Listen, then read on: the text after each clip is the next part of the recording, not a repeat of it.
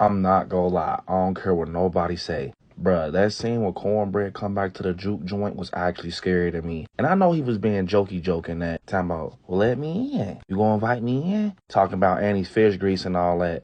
Yeah, that was funny, but I'm not gonna lie, the fact that he was trying to persuade them to invite him in was scary to me. Because at a point, he was just with them. He was just standing in the door with them. So that quick, he's already one of them. And remember, Annie was like, why you can't just walk your ass up in here?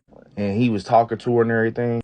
To me, that was actually scary. And then when he snatched Smoke out the door right here in this scene, that could have really ended bad. And for me, it was when after, Smoke popped him or whatever, and he stands up and they make it seem like he's like this 100-foot T-Rex. And his like jaws just like, oh my God, I'm not gonna lie, Ryan Coogler cooked with this. But I will say the scariest part to me, it wasn't even Remick. I see a lot of people saying they think that Remick was scary. Yeah, I think the scene was scary too when he came behind Mary and everything. That was actually creepy.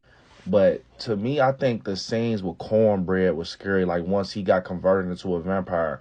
Remember they had locked dude outside because they thought the wine on the floor was blood. And then remember Cornbread ran out of nowhere and tackled him. Like, to me, I'm not gonna lie, that had to be the scariest scene, bro. And it was the fact that Cornbread was tall, and at a point, like I said, once again, he was with them, bro. He just stepped outside, went to the restroom, came back, he wasn't himself. It just made me think about the stuff that happened back in the day, like in the 1930s. Like, I'm pretty sure around that time, down south, my grandma always told me it was stuff with like voodoo and witchcraft going on.